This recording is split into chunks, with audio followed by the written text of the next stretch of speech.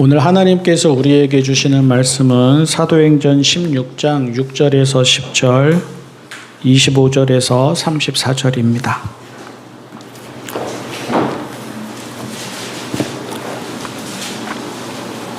새번역 성경 신약 228쪽 사도행전 16장 6절에서 10절 그리고 뒷부분으로 넘어가서 25절에서 34절입니다.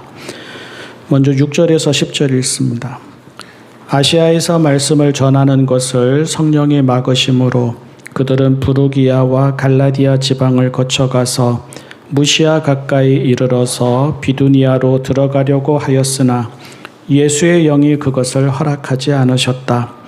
그래서 그들은 무시아를 지나서 드로아에 이르렀다. 여기서 밤에 바울에게 환상이 나타났는데 마케도니아 사람 하나가 바울 앞에 서서 마케도니아로 건너와서 우리를 도와주십시오 하고 간청하였다. 그 환상을 바울이 본 뒤에 우리는 곧 마케도니아로 건너가려고 하였다. 우리는 마케도니아 사람들에게 복음을 전하기 위하여 하나님께서 우리를 부르신 것이라고 확신하였기 때문이다. 25절에서 34절입니다.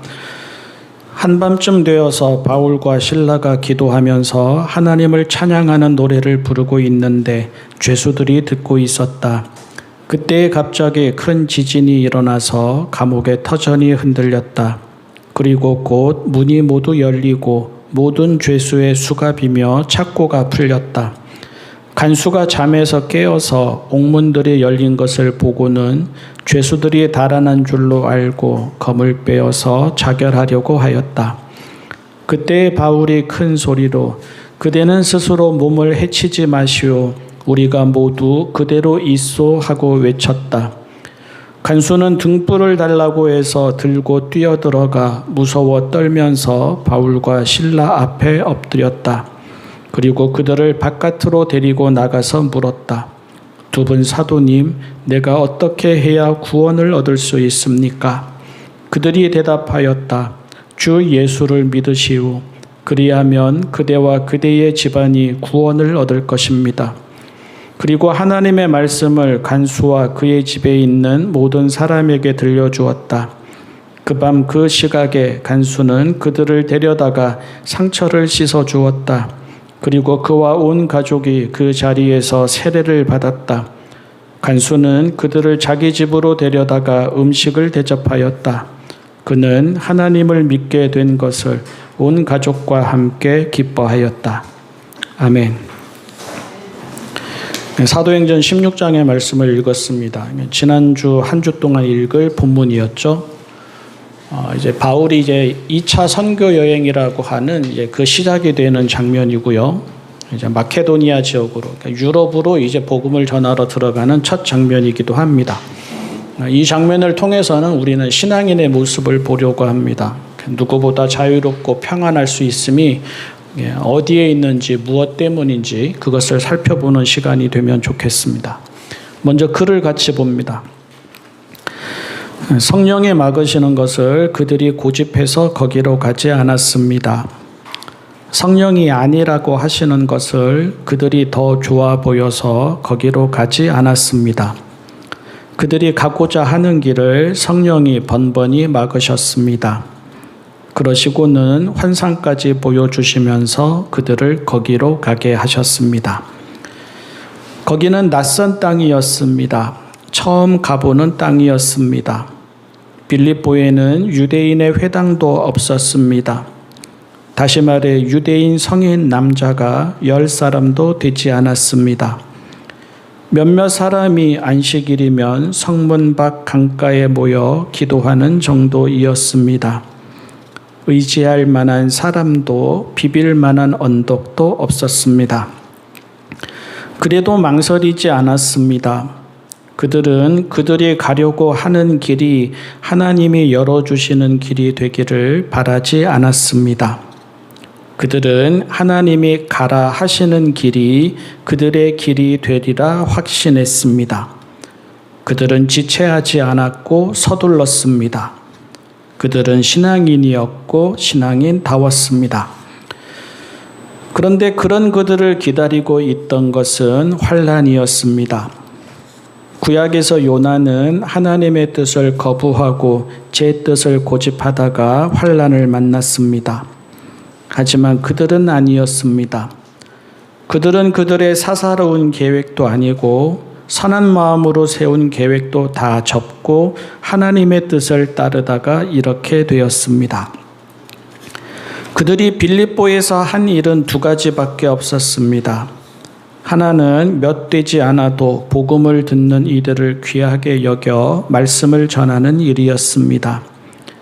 다른 하나는 그 과정에서 귀신 들려 점을 치는 여종 하나를 고쳐준 일이었습니다.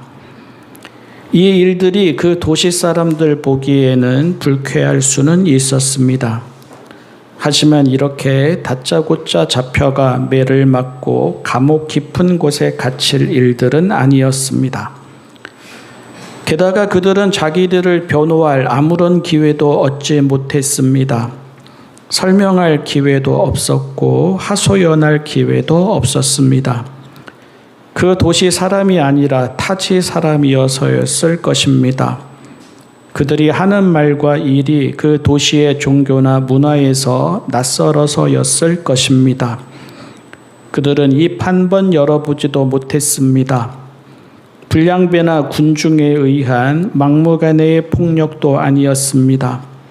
그 도시의 공적인 치안관들과 관리들에 의한 합법적인 형벌의 형태를 띤 폭력이었습니다. 참 막막할 일이었습니다. 참 서러울 일이었습니다. 참 황당할 일이었습니다. 참 억울할 일이었습니다. 참 창피할 일이었습니다. 그런 대접을 받을 이유가 하나도 없었습니다. 세상적으로도 그랬습니다. 로마 시민이었습니다. 진짜 잘못을 했어도 정당한 재판 절차 없이는 그렇게 될 수 없었습니다. 아니, 로마 시민 아니어도 성령이 그들을 거기로 이끄셨습니다. 그런데도 이렇게 되니 더 막막하고 서럽고 황당하고 억울하고 창피할 수도 있었습니다. 살다가 보면 원망이 나옵니다. 평범한 사람들만 그런 것도 아닙니다. 성경에 나오는 믿음의 선배들도 그랬습니다. 하나님, 이게 뭡니까? 하게 됩니다. 하나님, 이게 하나님이 이끄신 결과입니까? 하게 됩니다. 하나님, 이래 가지고서는 하나님의 일을 어떻게 합니까? 너무 낙심됩니다. 하게 됩니다. 솔직한 마음입니다. 쉽고 편한 길만 걷겠다는 것도 아니고 제 뜻만 고집하겠다는 것도 아니고 부와 명성과 권력을 좇겠다는 것도 아니고 하나님 이끄시는 대로 살아보겠다는데 꼬이고 막히고 꺾이면 누가 좋겠습니까? 누가 신이 나겠고 누가 힘이 나겠습니까? 세상 사람들은 뭐라 말하겠습니까? 그런데 그래서 희한합니다.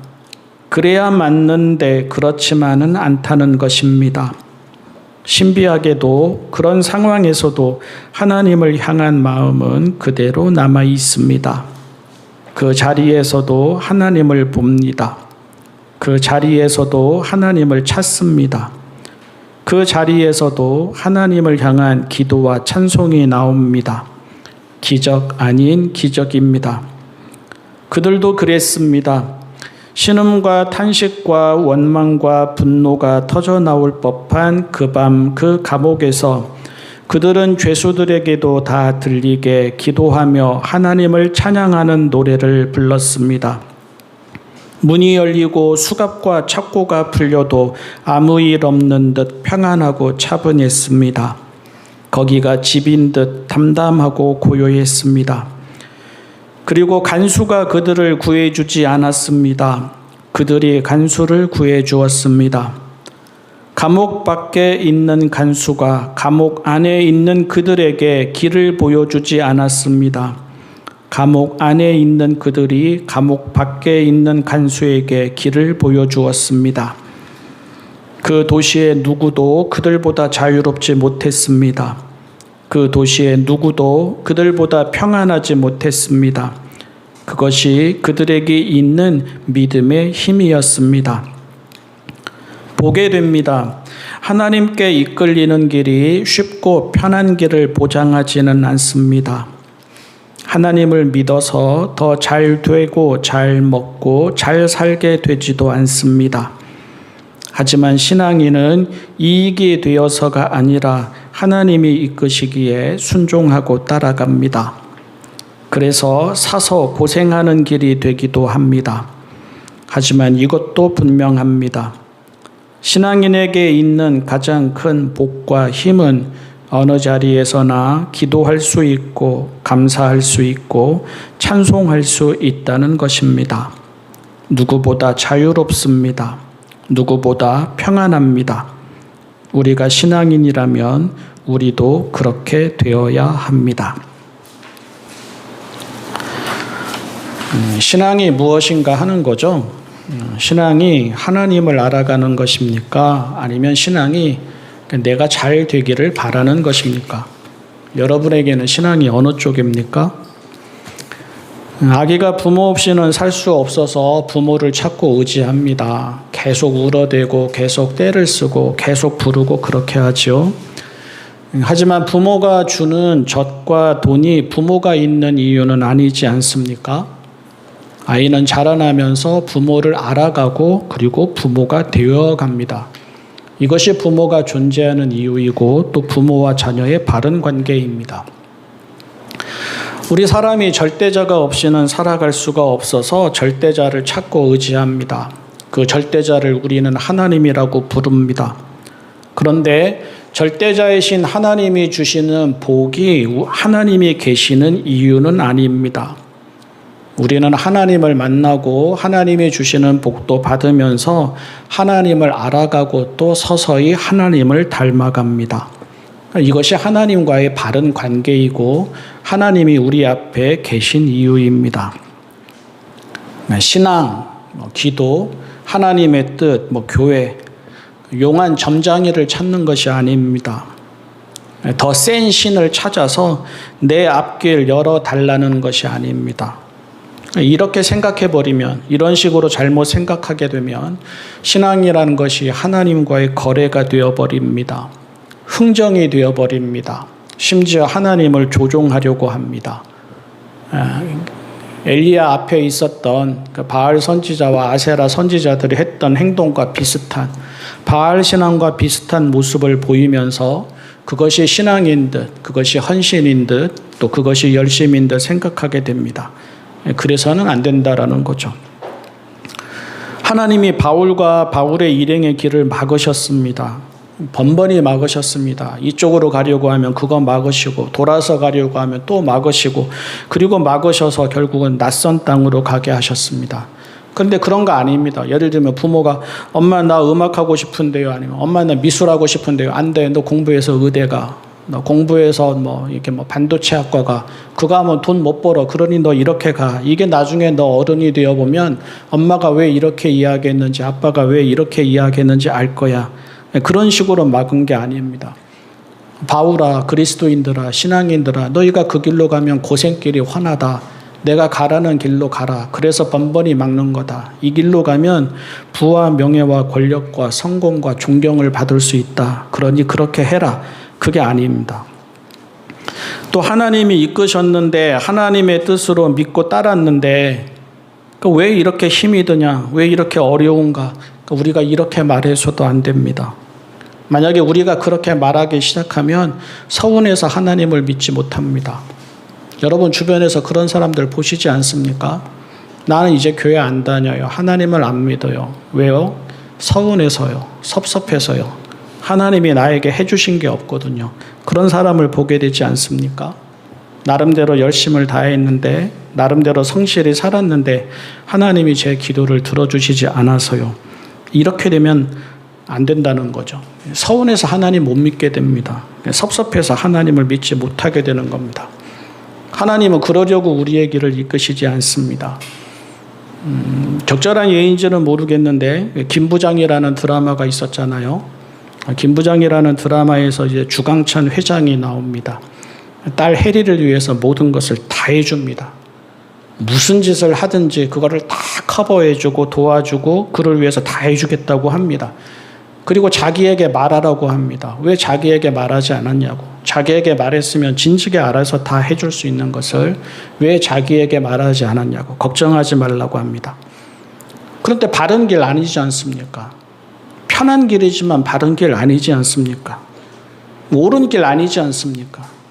막 살아도 아무 이상 없이 떵떵거릴 수 있는 삶이지만 옳은 길은 아니지 않습니까? 하나님은 우리에게 그렇게 하지 않으십니다. 더 나아가 하나님은 당신의 뜻과 나라를 위해서 당신이 사랑하시는 자녀들을, 당신이 사랑하시는 신앙인들을 좁은 길로, 십자가의 길로도 이끄십니다. 그래서 우리가 신앙인으로 살아가려면 항상 질문을 바꿔야 합니다. 이 길로 가면 길이 뻥뻥 뚫립니까? 이렇게 물어서는 안 됩니다. 이 길로 가면 하나님의 뜻이 이루어집니까? 이렇게 물어야 합니다. 하나님 이렇게 하면 제가 성공합니까? 이렇게 물어서는 안 됩니다. 하나님 제가 이렇게 살아가면 제가 성숙해집니까? 이렇게 물어야 합니다. 하나님 제가 이렇게 하면 차고 넘치게 됩니까? 다 가지게 됩니까? 이렇게 물어서는 안 됩니다. 하나님 제가 이렇게 하나님을 믿고 기도하면서 살아가는 동안 제가 하나님의 마음을 하나라도 더 알게 됩니까? 이렇게 물어야 합니다. 그리고 이렇게 질문을 바꾸면 그때부터 이제 다른 자유가 찾아오기 시작합니다. 다른 평화가 찾아오기 시작합니다. 여러분들도 경험을 많이 하셨을 겁니다. 무슨 일에서든지 질문을 바꾸면 목적이 바뀌고, 목적이 바뀌면 태도가 바뀌고, 태도가 바뀌면 결과 또한 달라집니다. 다른 자유와 다른 평화도 그렇게 해서 우리에게 오게 됩니다. 그쯤 되면 세상이 다 나의 집이 됩니다. 우리의 집이 됩니다. 모든 날이 다 하나님이 함께 하시는 날이 됩니다. 감사에 익숙해지고 찬송에 익숙해지고 기도에 익숙해집니다. 바울이 나는 어떤 형편에서도 자족하기를 배웠다라는 말이 우리의 말이 됩니다. 그렇게 되는 거죠. 부모님 앞에서 그렇게 이야기하지 않습니까? 뭐 해줄까? 됐어요. 괜찮아요. 뭐 해줄까? 말해봐. 충분해요. 모자란 거 없어요. 괜찮아요. 좋아요. 하나님 앞에서도 그렇게 되는 겁니다. 되었습니다. 괜찮습니다. 충분합니다. 하게 되는 거죠. 그리고 이렇게 되면 자기가 더 강한 줄 알았던 세상의 사람들이 이 모습을 희한하게 보기 시작하고 결국에는 머리를 숙이고 그 구원을 알게 해달라고 합니다. 간수가 그렇게 하지 않습니까? 그가 강자이지 않습니까? 그가 옥에 있는 사람들을 좌지우지 할 수 있지 않습니까? 그런데 그가 바울 앞에 가서 무릎을 꿇습니다.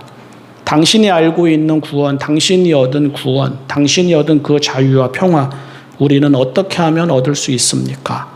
이렇게 되는 거죠. 이게 신앙의 힘입니다. 이게 신앙을 통해서 우리가 다다르고 또 우리가 얻어야 될 복이고 내일입니다. 신앙인은 나를 위해서 하나님을 부르는 사람이 아닙니다.